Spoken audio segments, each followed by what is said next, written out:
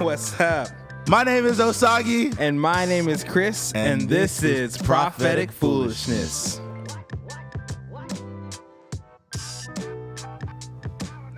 We're back. We're back. Man, season 2 is finally here. Welcome welcome all to season 2. Man, this is what you guys have been waiting for.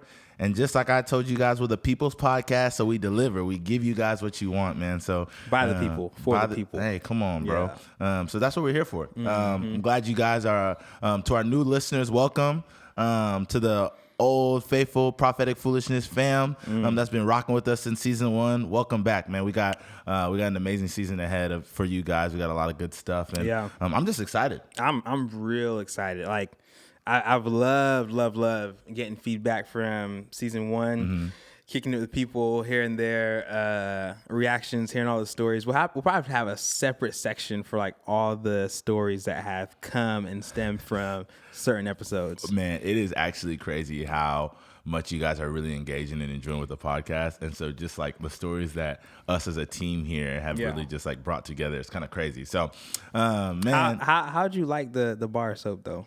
To start it off. Okay, look, for those of you who listened to the last season's episode, we talked about washcloths and loofahs, and we were talking about bar soap versus shower gel. And so my guy Chris here is a man of his word. I delivered. So my guy, midway through the season, got me this artisanal eucalyptus mint. It was the best bar soap, and I said, you know what, Chris, I am going to give this a try. Now, it has been some time since that bar soap has been used. Now, I will tell you my honest feedback. Yeah. The bar soap was good. Yes. I'm a fan of the artisanal soap. Yes. But off of convenience alone, I like to have the gel. But the bar soap was good. I will say that's fair. Yeah. That's fair. You tried it, and hey. I can't knock the bar soap like users. You know, if you're using a bar soap, like if you're a listener using bar soap, I won't knock you. But I prefer shower gel. But if you're using like Irish Spring bar soap, then that's just like, hey, bro, we got to upgrade from that, dog. That ain't it no more, bro. Let me upgrade. Yeah, man. So, like I said, man, this is Prophetic Foolishness, where we talk about uncommon topics that might engage with the common person and give them a space to challenge the societal norms. That's what we're here for. That's what we're about. And so since season 1, there has been some couple changes. Your boy is now part of the Left Hand Club. I'm now married, you know what I'm saying? Which is dope. Shout out to your boy, married man now. So now, I've been married for a couple of months now, so I know everything about marriage. So if you need to know something, come to me. I'm just kidding. No, but it's been fun. We're just learning, man. So it's been fun, and that's been a cool life update on our end. But I mean, we're progressing, man. So we're really rocking with this thing, growing as life grows us. Yeah. And here we are, man. But today's topic, man. Man, what is it? Man, we've been listening to the streets, man. We've been keeping our ear down, and we hear what y'all want to talk about. Yeah. So this question was actually engaged or asked to us by one of our listeners on Instagram. Yep. And so this topic today is guys having female or women best friends. Yes. Can guys and girls be best friends? So I'll go ahead Yeah. and start on kind of like what I think about the thing. So I think it's a very interesting topic. Yeah. Because I know this topic alone has come into the middle of, have been the end of certain relationships, have been, tiffs in relationships, have been stopping towards relationships. Like, dudes seeing like a female who has like a guy best friend and be like, man, I ain't with that. You know what I'm saying? That's not cool. Yeah. Or like females being like, she can't be your best friend or whatever the case may be. And so I think we're here. I'm not going to say we're here to like settle it all, but we're going to talk about kind of like the perspectives, you know? And so I was listening to an interview by Steve Harvey, right? Okay. And so he made a point that I was like, I remember, back in the day what it was like. So he said girls who have guys' best friends, right? Yeah. That more times than not, the guy is he's content being their best friend, but is if the opportunity presents itself, he is for sure trying to be her man. Interesting. And then I was like, I knew some dudes who were just waiting for their chance. You know, like when the girl would have like a hard time with like her boyfriend, they'll come back, oh my goodness, he did this. And he'd be like, I would never treat you like that. Or like, oh, you a princess. Man. And they would be like, if only I could have a guy just like you. And the dude's just over there like, but I am me. I am me. But you can't have me. I'm here. But they don't want to blow their cover. Yeah. But I mean, what do you think about that? So off rip, let me just state what I think, and then you can back up what you think. Okay. I do not think that guys and girls can be platonic best friends for long. I think you might be able to do that for a moment. 8 weeks, 16 weeks, maybe. But there comes a point. By Q2? By Q2, somebody is developing feelings. And that's why I don't think that guys and girls can be best friends forever. Yeah. I mean, I also agree with you. I think you're right. And like when guys and girls are best friends, it might be even innocent at the very beginning. Like they both have the intentions, like we are going to be best friends. Like, that's it. But more times than not, one person, or both, end up catching feelings. It could even be like one person at different times. So it could be like one first. Yes. They won't say anything. And then another person, and then like switch back and forth. Yeah. But somebody gonna catch feelings. And also, like I think so. Especially, it also kind of depends at your age too. So like when you're young, right? Yeah. Like when you're young and you probably grew up with Susie from down the street, and you and Susie have been cool since y'all were like super, super young. Playing outside. Play outside. Y'all's family knows each other. I'm like, cool. Y'all are young. Like, y'all can be little best friends. It's innocent. Yeah. You know what I'm saying? But I think after probably like freshman year of high school, once the hormones kick in. Okay. You know what I'm saying? Okay. Like, once the hormones start getting raging and stuff like that, it really becomes nearly impossible for a guy and a girl to be best friends. Yeah. You know what I'm saying? Yeah. And so like what happens, I mean, we've seen it countless times.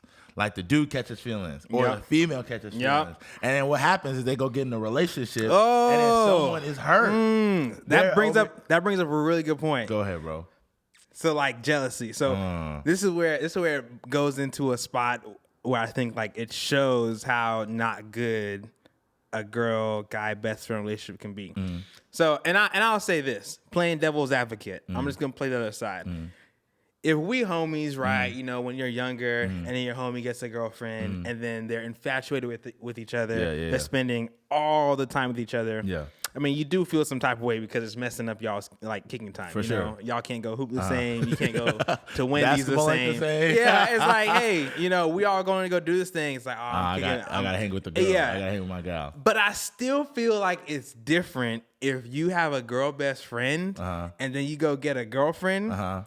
There's a jealousy that's like surpasses the other example. Somewhere in there. Yeah. If not the girl best friend or your girlfriend. Yes. There has to be some sort of like in between, because I'll even give it from the perspective of two married men, right? Yeah. Now, I'm gonna keep it 100 with you. Yeah. I ain't got no girl best friends. My girl best friend's my wife. I don't even got female friends. Look, everyone, if you're a female and you my friend, that means you are me and my wife's friend. You know what I'm saying? Not just mine. Yeah. And that's just how we keep it. I'm trying to keep it a buck. Like like my wife is my queen. You know what I'm saying? Even like my mom takes back seat to my wife. You know what I'm saying? And she got to. She should. She should. Yeah. So why would I incorporate another female in there to confuse the situation? You know what I'm saying? To not like, and it just doesn't make sense to me personally. That don't make no sense. And so I even think what you're saying, like, you don't want to like create jealousy for no reason. For no reason. What I'm saying? Yeah. And I just think like what are you getting from this female best friend that you can't get from like a male best friend, or vice versa? Like females, like, man, like what are you getting from this dude that you can't get from like a female? You know what I'm saying? That's a good point. And so, I mean, that's why I think we're saying best friend. You know what I'm saying? Yeah. Now I'm not against having friends. Yeah, Like a female friend. But this can't be like your Ace Boone Coon. Like we over here like rocking and rolling. Yeah. You know what I'm saying? Like this is the person I go to. You know what I'm saying? But I do think it's healthy to have male friends and female friends to give you healthy perspectives. Yeah. You know? And I would agree with that because, well, I guess we have to define the levels of friendship, right? Because to be honest, people nowadays, they throw around friend to somebody they meet on the street corner. Oh, yeah, that's my friend that I met at Starbucks, you know?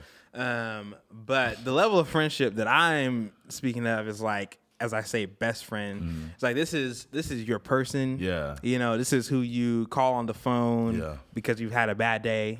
This is the person you call on the phone because you've had a good day. This is the person you think, oh, I just saw something funny. I'm going to share this thought with them. I want to go shopping with this person. I want to go try this new restaurant with this person. I want to go on vacation with this person. This is your person. This is the person. This is your best friend. You know, you don't put the best on the rest. You don't put the best on the rest. That's a sermon. Come on. Hey, that'll preach. You do not put the best on the rest. Yeah. It's not like any other friendship. Come on. This is on a higher level. And so when I think of like having a best friend that is a female, that complicates things because it's like, now, I mean, let's just go towards like attraction, right? Come on. And attraction can be physical, but I also think attraction can be like, I'm attracted to how this person makes me feel, or I'm attracted to like how comfortable I'm talking with this person. That's good. I want to build off that because and that's why I think what happens a lot of times is dudes already sometimes can be like attracted to like their quote unquote best friend, but they're like, nah, like, you know, I'm cool on it. But then they start growing and knowing how they operate, knowing like how they think, knowing how they communicate, knowing how like they process their emotions. And that attraction only builds, but also vice versa. Like women could be like, no, I'm cool. Like, you know, we're just best friends. And start hearing how this dude like might deal with like emotions and problems and stuff like that, and like hear how he communicates and treats people and stuff like that. And then like before, like you could go in with the pure intention, like this is gonna be my best friend. Hey, but it happens what happens. You know what I'm saying? All of a sudden now you're like, oh, I like this dude. You know, like I'm really feeling him. And it's like now you got complications, especially when you're in a relationship. And I think when you're in a relationship, sometimes it's like, now, I'm not telling you to just cut off your friends when you're in a relationship. You know what I'm saying? I don't think that is wise. But I think you have to consider and seriously like look at your relationship as a whole. Yeah. And also look at your like relationships. Like your friends. Like what is worth keeping like essentially on both ends. You know, is this a healthy relationship with me and like my significant other and my friends? Like can all these like coincide? And so sometimes there's gonna be some like ruffled feathers, and you really have to consider like what is worth it. Like, is this worth it? Like to be fighting with my old girl, and then to be like my best friend having jealousy, and now you got two women in your life that are upset at you, and it's like, bro, that's just so stressful, dog. So man, that's crazy. I just think when it comes to best friends, it is super helpful for you to be clear. And I mean, even when people are clear, like girls can be like, I've just heard it all the time. Girls can be like, no, you're just my friend. And dudes are sitting there like, no, yeah, for sure. Like, I'm cool. I'm cool. But be waiting and hoping and praying that this girl will come around and be like, yeah, I like you, boy. Like, you cute. Like, you know, I'm ready to start things. And like, they have been plotting. Like, it's the 4 or 5 year plan they've been waiting for. And like, I'm going to treat you, you know, all this other stuff. And it's just like, bro, like, you stressing yourself out doing stuff like that, you know? That's wild. And here's another thing I think about. So we define like what kind of friendship defines best friend, right? And then like, you know, getting into attraction. But I think something that makes guy-girl best friend relationships difficult is oftentimes there is one person who develops feelings, right? And then like what happens then? Because typically like there's this thought of like, well, I don't want to complicate things because we have such a good friendship. And like the other person be like, well, I don't like you like that. And now you're just in this weird so limbo. Like, what do you do? What do you do? Bro, that's a good question because I respect them for being honest with themselves and like voicing their emotions. And even as a friend, you probably appreciate that too. So you don't have like this weird limbo. But sometimes people don't even voice their emotions on that thing. They just kind of hold it in. And so one person thinks it's like, oh, it's all green, like it's all good over here. We're just friends. Yeah. And the other person's like holding it all in. And then one day you just get like your car keyed, and you're like, what? Like, well, who keyed my car? Like, you know what I'm saying? But man, it can really be it's a dangerous game. It's a dangerous. Man. I mean, they make movies about this. Legit. Like a guy who's best friends with this girl, and let's say the guy forms feelings first, and he's a nice guy, not necessarily someone that the girl's attracted to. They go for years and years and years of him just being, a great guy that she loves to be around. Yeah. She always talks about, man, I just wish I could find somebody like you. He's like, I am me. Like, literally. I'm right here. I feel you. I'm here. I've been here the whole time. Yeah. You know what's funny? What? If I remember correctly, you remember the movie, I think 13 Going on 30? Yeah. And so, yeah. He was for all the nice guys out there, bro, y'all go here. I'm finna let the hurt go right now, okay? He was the nice dude. He was nice to her, but she wanted, Brad with the six-pack and the gelled hair, whatever his name was. Yeah. And so, what happens is they finally, like, she goes into the little closet and then turns, like, 30 or whatever. Yeah, and she turns 30. And then she realizes, man, like, this was the dude that I like, but he already with old girl. You know what I'm saying? He got him a lady, but then he ends up coming back to her foolishly. But, maybe if I quoted that movie kind of bad, but that's what happens. Yeah. Like, he was a nice dude. And like the nice dude, he was trying to be her friend, but he was like, man, I got so much love, tender love, and care to offer you. Yeah. But nah, she didn't want the tender love and care. What she want? She wanted the dude who had the spiky hair with the six-pack, and like he was real cool. Yeah. And so then when she realized the spiky hair dude with the six-pack, he ain't want you for the long run, and he ain't gonna satisfy. And he ain't gonna be a good relationship. Look, all the nice dudes is gone. Yeah. And hey, man, if that's your prerogative, look, you got to stop looking your circle and start being like, man, in my friend zoning, it's a whole nother conversation. But in my friend zoning, my future husband, because I'm unwise and what I want for my future husband. Yeah. Come on now, man, that's good. Or boyfriend, or whatever the case may be. Yeah. Because I mean, you might just be making him a friend because you're like.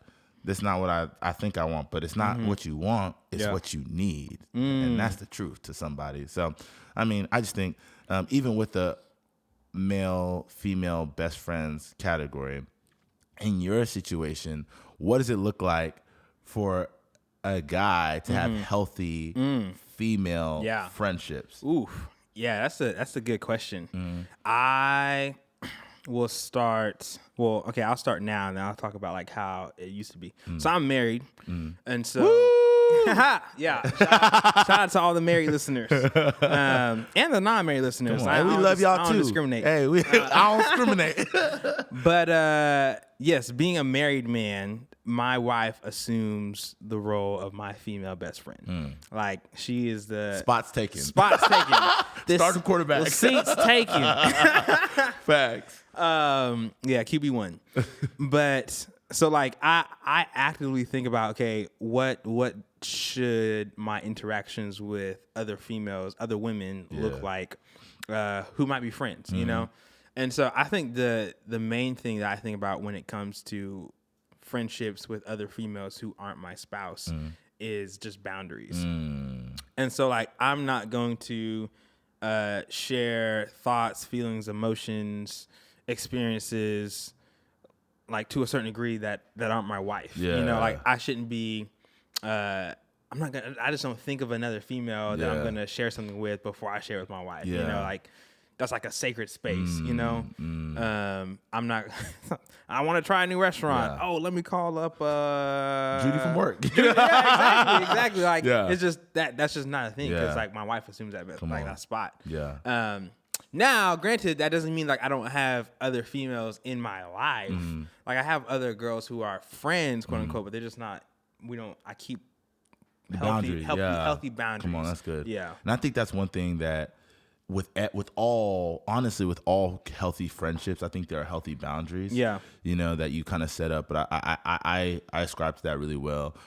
Being married myself, and even practicing this like before I was married. You know, I think one thing that does help is just build trust as well. Yeah, you know, and so just like helping my wife now, like making sure that I'm like, man, helping build like this place of trust and being like, hey, even if I do have like conversations, like having a clear line of communication. Sure. Like there's no like secrets amongst like, I'm not creating like these, these secret bubbles of friendships with other women outside of my wife. And even in your relationship, like you have to create these like boundaries, like Chris said, that are super healthy for you, protect you, help your relationship as a whole. But I still think it is imperative for, not to necessarily just isolate yourself from, like female friends, because there are perspectives and can be helpful, and they can even in certain places like help you understand things about your wife or about your significant other, and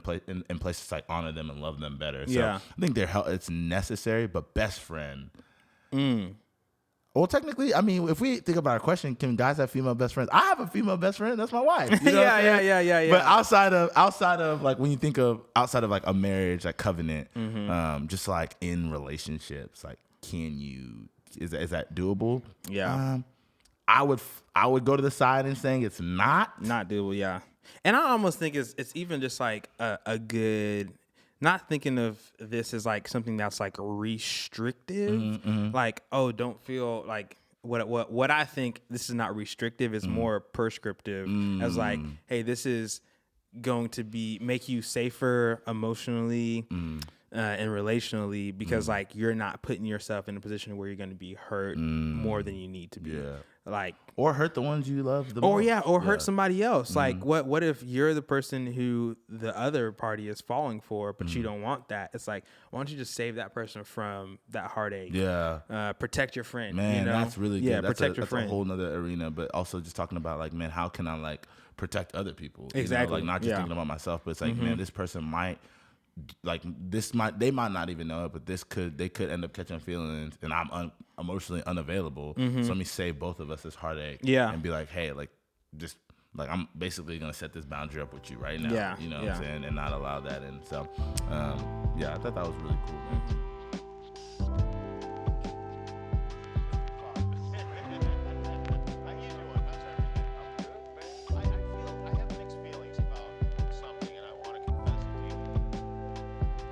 Next, we want to do something new that we're adding to our episodes here, something that we call our family discussions. Family discussions with the Prophetic Foolishness fam. Say that 5 times fast. But this is where members of the PF fam get their questions answered or discussed by us, because we really just want to engage with everyone, give the people a voice. So this season, or like this episode, what they want to talk about, Chris? Kanye and the Sunday services. Man, so it was a couple of people who asked us on Instagram who were like, man, we want to hear what y'all think about Kanye and the Sunday service. And I'm just going to keep it real frank, real a buck. Y'all know me. I'm a Christian. I love the Lord. A lot of people kind of have like this uneasy feeling. Bro, I'm going to tell you right now, I think Kanye's music and Sunday services are fire. Oh, yeah? I think they're fire. And some people would disagree with me. Yeah. I mean, a lot of people sometimes are comparing Kanye's like new music to like his old stuff. Well, like him being a Christian for a very short amount of time, his content might not be as wide as like what he had when he was rapping about his entire life. You know what I'm saying? That's like, true. That's a good point. So like when you're thinking of like his lyrics and stuff like that, it's like, dude, like he's like, if this is what he says he wants to rap about, like he ain't been living that long. So I'm like, bro, you just look at the musical quality, fire, the production, like fire, the lyrics are like. You think the production's been as good? Oh, well, speaking specifically to the Sunday service. The Sunday service, Sunday service production to me is better than the album. So the Sunday service, like the full sound, the choirs, like the mix. Oh, it's like, I think it's so dope, man. Yeah. I think this is a crazy transition for Kanye, who's been a cultural icon for some amount of time. Because my dude, he's just like very extreme. And he goes head first into everything. And so it's like, you got Kanye way back who was like, President Bush don't care about black people when Katrina happened. To like Kanye, a year ago, who was like, MAGA, Trump is the best thing that happened to our country in a while. And then now Kanye, who's, you know, pushing Jesus in Sunday service. So like it's a lot to swallow for a lot of people, but I think that's where people kind of their skepticism comes, because they question, okay, how could this person who was this now be this? Yeah, which is true, but I think those who believe in like actual like the radical changing power of like Jesus, it's like, man, like there's the possibility, like that's like the vague like reality. It's like it is night and day for some people, you know, when they hear it. And so, I mean, whether his heart is in the right place or not, honestly, some of us will never know. But I'll tell you what I do know is he's making music that glorifies the Lord, and it sounds good. Like whether you're a Christian or a believer or not, I still think this album, Sunday Service, like if you listen to some of his Sunday service on like Instagram or YouTube, it still is musically like and I feel like it resonates with I mean, not to polarize the white community, but it resonates with the black community in a different way, because like a lot of times, I mean, black people are just like pretty spiritual and religious in general, and so have had a lot of gospel roots or music exposure, and so like you hear that and it just like takes you back. You know? And I mean, even talking about like new, like I think Kanye's doing an amazing job, kind of like what Kirk Franklin did for gospel music. Like kind of like bridging that new school kind of sound. And I think Kanye's kind of like doing it in like another way from being in the industry, but also, so I just think it's like it's quality music. And Chance did it.